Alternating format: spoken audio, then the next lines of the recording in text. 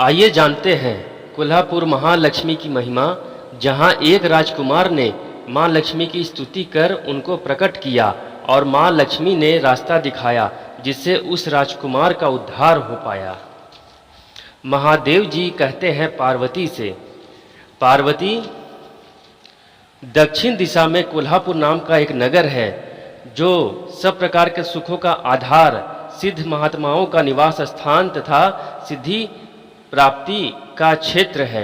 वह पराशक्ति भगवती महालक्ष्मी का प्रधान पीठ है। संपूर्ण देवता उसका सेवन करते हैं। वह पुराण प्रसिद्ध तीर्थ, भोग एवं मोक्ष प्रदान करने वाला है, जहाँ करोड़ों तीर्थ और शिवलिंग है। रुद्र गया भी वहीं है। वह विशाल नगर लोगों में बहुत विख्यात है। एक दिन कोई युवक पुरुष उस नगर में आया। वह कहीं का राजकुमार था।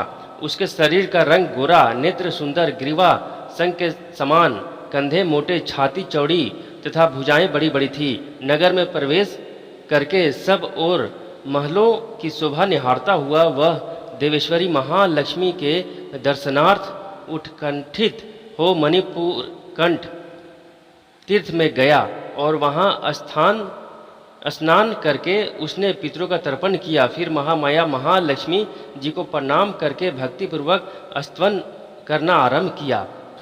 राजकुमार बोला, जिसके हृदय में असीम दया भरी हुई है, जो समस्त कामनाओं को देती तथा अपने कटाक्ष मात्र से सारे जगत के सृष्टि पालन संहार करती हैं, उन जगन माता महालक्ष्मी की जय हो।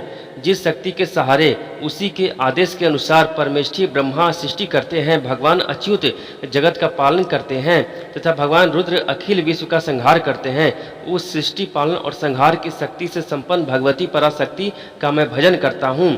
कमले, योगी जन तुम्हारे चरण कमलों का चिंतन करते हैं। कमलालये, तुम अपनी स्वाभाविक सत्ता से ही हमारे समस्त इंद्र गोचर विषयों को जानती हो।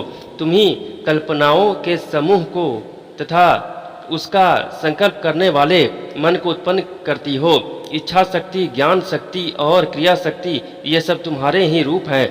तुम परासन्वित परम ज्ञान रूपणी हो। तुम्हारा स्वरूप निष्कल, निर्मल, नित्य, निराकार, निरंजन, अंतर्हित, आतंक शून्य, अलंबहीन तथा निरामय है। देवी, तुम्हारी महिमा का वर्णन करने में कौन समर्थ हो सकता है, जो सर चक्रों का भेदन करके अंतःकरण के 12 स्थानों में विहार करती है। अनाहत, ध्वनि, बिंदु, नाद और कला, ये जिसके स्वरूप है, उस माता महालक्ष्मी को मैं प्रणाम करता हूँ। माता, तुम अपने पूर्ण चंद्रमा से प्रकट होने वाली अमृत राशि को बहाया करती हो। तुम ही परा, पश्यंती, मध्यमा और वैखरी नामक वाणी हो। मैं तुम्हें नमस्कार करता हूँ। देवी, तुम जगत की रक्षा के लिए अनेक रूप धारण किया करती हो। अंबिके, तुम ही ब्रह्माणी, वैष्णवी तथा महेश्वरी शक्ति हो।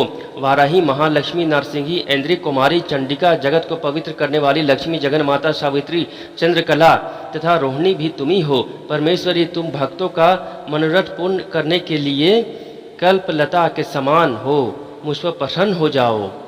उसके इस प्रकार स्तुति करने पर भगवती महालक्ष्मी अपना साक्षात स्वरूप धारण करके बोली, राजकुमार, मैं तुमसे प्रसन्न हूँ। तुम कोई उत्तम वर मांगो। राजपुत्र बोला, माँ, मेरे पिता राजा बृहद्रथ अश्वमेध नामक महान यज्ञ का अनुष्ठान कर रहे थे। वे देवयोग से रोगग्रस्त होकर सर्वगामी हो गए। इसी बीच में यूप में बंधे हुए मेरे यज्ञ संबंधी घोड़े को, जो समूची पृथ्वी का परिक्रमा करके लौटा था, किसी ने रात्रि में बंधन काटकर कहीं अन्यत्र पहुंचा दिया। उसकी खोज में मैंने बहुत लोगों को भेजा था, किंतु वे कहीं भी उसका पता न पाकर जब खाली हाथ लौट आए हैं, तब मैं सब ऋत्विजों से आज्ञा लेकर तुम्हारी शरण में आया हूँ। देवी, यदि तुम मुझसे प्रसन्न हो तो मेरे यज्ञ का घोड़ा मुझे मिल जाए, जिससे यज्ञ पूर्ण हो सके। तभी मैं अपने पिता महाराज का ऋण उतार सकूंगा। शरणागतों पर दया करने वाली जगत जननी लक्ष्मी, जिससे मेरा यज्ञ पूर्ण हो, वह उपाय करो। भगवती लक्ष्मी ने कहा, राजकुमार, मेरे मंदिर के दरवाजे पर एक ब्राह्मण रहते हैं, जो लोगों में सिद्ध समाधि के नाम से विख्यात है। वे मेरी आज्ञा से तुम्हारा सारा काम पूरा कर देंगे। महालक्ष्मी के इस प्रकार कहने पर राजकुमार उस स्थान पर आए जहाँ सिद्ध समाधि रहते थे। उसके चरणों में प्रणाम करके राजकुमार चुपचाप हाथ जोड़कर खड़े हो गए। तब ब्राह्मण ने कहा, तुम्हें माता जी ने यहाँ भेजा है। अच्छा देखो, मैं तुम्हारा सारा अभीष्ट कार्य सिद्ध करता हूँ। यूँ कहकर मंत्रवेता ब्राह्मण ने सब देवताओं को वहीं खींचा। राजकुमार ने देखा उस समय सब देवता हाथ जोड़े थरथर कांपते हुए वहां उपस्थित हो गए। तब उन श्रेष्ठ देवताओं ब्राह्मण ने समस्त देवताओं से कहा, देवगण, इस राजकुमार का अश्व जो यज्ञ के लिए निश्चित हो चुका था, रात में देवराज इंद्र ने चुराकर अन्यत्र पहुंचा दिया है, उसे शीघ्र ले आओ। तब देवताओं ने मुनि के कहने पर यज्ञ का घोड़ा लाकर दे दिया। इसके बाद उन्होंने उन्हीं जाने को आज्ञा दी। देवताओं का आकर्षण देखकर तथा खोए हुए अश्व को पाकर राजकुमार ने मुनि के चरणों में प्रणाम करके कहा, महर्षि, आपका यह सामर्थ्य आश्चर्यजनक है। आप ही ऐसा कार्य कर सकते हैं, दूसरा कोई नहीं। ब्राह्मण, मेरी प्रार्थना सुनिए। मेरे पिता राजा पृथ्रथ अश्वमेध यज्ञ का अनुष्ठान आरंभ करके देवयोग से मृत्यु को प्राप्त हो गए हैं। अभी तक उनका शरीर तपाए हुए तेल में सुखाकर मैंने रख छोड़ा है। साधु श्रेष्ठ, आप उन्हें पुनः जीवित कर दीजिए। यह सुनकर महामुने ब्राह्मण ने किंचित मुस्कुराकर कहा, चलो, जहाँ यज्ञ मंडप में तुम्हारे पिता मौजूद हैं, चले। तब सिद्ध समाधि ने राजकुमार के साथ वहां जाकर जल अभिमंत्रित किया और उसे उस शव के मस्तक पर रखा। उसके रखते ही राजा सचेत होकर उठ बैठे। फिर उन्होंने ब्राह्मण को देखकर पूछा, धर्म स्वरूप आप कौन हैं? तब राजकुमार ने महाराज से पहले का सारा हाल का सुनाया।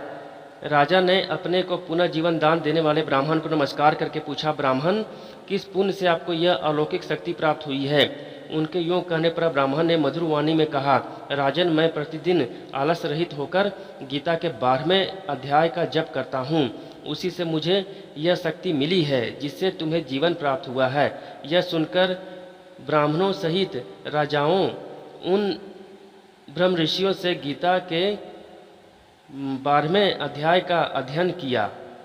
उसके महात्म्य से उन सबकी सद्गति हो गई। दूसरे जीव भी उसके पाठ से परम मोक्ष को प्राप्त हो चुके हैं।